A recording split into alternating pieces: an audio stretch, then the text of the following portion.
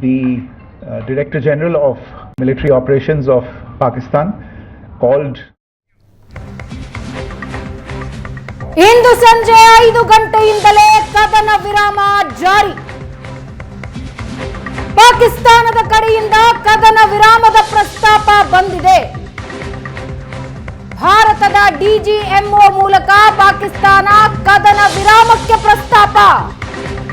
ಮೊದಲ ಹಂತದ ಮಾತುಕತೆಯ ನಂತರ ಕದನ ವಿರಾಮದ ನಿರ್ಧಾರ. ಭಾರತ ಮತ್ತು ಪಾಕಿಸ್ತಾನದ ಮಧ್ಯೆ ನೇರ ಮಾತುಕತೆ ನಡೆಸಲಾಗಿದೆ.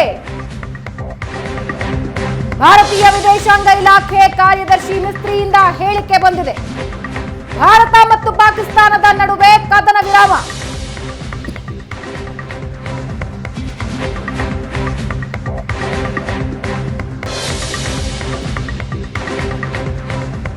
ಇಂದು ಸಂಜೆ 5 ಗಂಟೆಯಿಂದಲೇ ಕದನ ವಿರಾಮ ಜಾರಿ.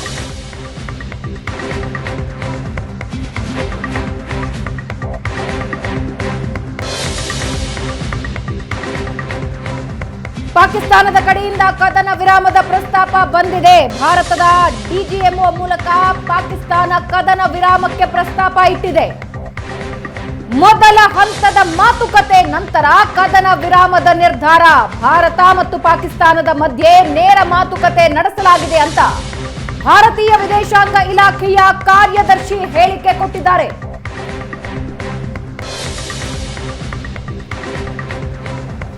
ಮೂರು ದಿನಗಳಿಂದ ನಡೆದ ಕದನಕ್ಕೆ ವಿರಾಮ ಬಿದ್ದಿದೆ.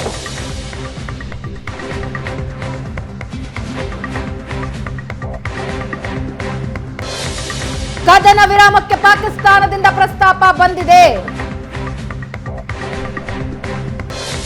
ಮೊದಲ ಹಂತದ ಮಾತುಕತೆಯ ನಂತರ ಕದನ ವಿರಾಮದ ನಿರ್ಧಾರ. ಭಾರತ ಮತ್ತು ಪಾಕಿಸ್ತಾನದ ಮಧ್ಯೆ ನೇರ ಮಾತುಕತೆ ನಡೆಸಲಾಗಿದೆ.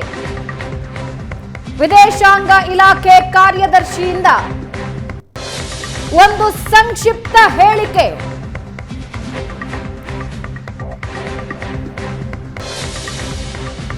ಕದನ ವಿರಾಮಕ್ಕೆ ಈಗ ಪಾಕ್ ಕೇಳಿಕೊಳ್ತಾ ಇದೆ. ಮೇ 12ಕ್ಕೆ ಮತ್ತೊಂದು ಸಲ ಮಾತುಕತೆ ಇರುತ್ತೆ. ಮೊದಲ ಹಂತದ ಮಾತುಕತೆ ನೇರ ಮಾತುಕತೆ ಆಗಿದೆ. ಭಾರತ ಮತ್ತು ಪಾಕಿಸ್ತಾನದ ಮಧ್ಯೆ ನೇರ ಮಾತುಕತೆ ನಡೆಸಲಾಗಿದೆ. ಭಾರತೀಯ ವಿದೇಶಾಂಗ ಇಲಾಖೆ ಕಾರ್ಯದರ್ಶಿ ಒಂದು ಸಂಕ್ಷಿಪ್ತ ಹೇಳಿಕೆ ಕೊಟ್ಟು ಹೋಗಿದ್ದಾರೆ.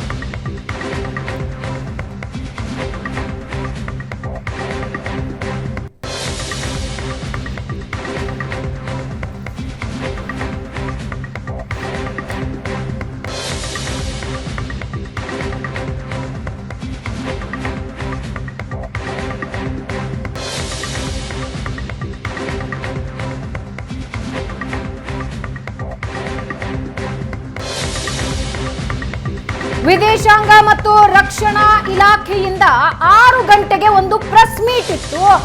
ಆ ಪ್ರೆಸ್ ಮೀಟ್ ನಲ್ಲಿ ಏನ್ ಹೇಳ್ತಾರೆ ಅನ್ನೋ ನಿರೀಕ್ಷೆ ಇತ್ತು. ಅದಕ್ಕೂ ಮುನ್ನ ಟ್ರಂಪ್ ಟ್ವೀಟ್ ಅನ್ನ ನಾವು ನೋಡಿದ್ವಿ. ಸಾಮಾನ್ಯ ಜ್ಞಾನ ಮತ್ತು ಬುದ್ಧಿವಂತಿಕೆಯನ್ನ ಎರಡೂ ದೇಶಗಳು ಉಪಯೋಗಿಸಿ ಕದನ ವಿರಾಮಕ್ಕೆ ಒಪ್ಪಿಕೊಂಡಿವೆ ಅಂತ ಟ್ರಂಪ್ ಟ್ವೀಟ್ ಮೂಲಕ ಹೇಳಿದ್ರು. ಅದಾದ ಮೇಲೆ ಭಾರತ ಸುದೀರ್ಘ ಸುದ್ದಿಗೋಷ್ಠಿಯ ನಿರೀಕ್ಷೆಯಲ್ಲಿತ್ತು. ಒಂದು ಸಂಕ್ಷಿಪ್ತ ನೋಟ್ ಕೊಟ್ಟು ಮಿಸ್ತ್ರಿ ಅಲ್ಲಿಂದ ಹೊರಟಿದ್ದಾರೆ. ಸದ್ಯಕ್ಕೆ ಬಂದಿರೋ ಮಾಹಿತಿ ಪ್ರಕಾರ ಪಾಕಿಸ್ತಾನ ಕದನ ವಿರಾಮಕ್ಕೆ ಬೇಡಿಕೊಂಡಿದೆ.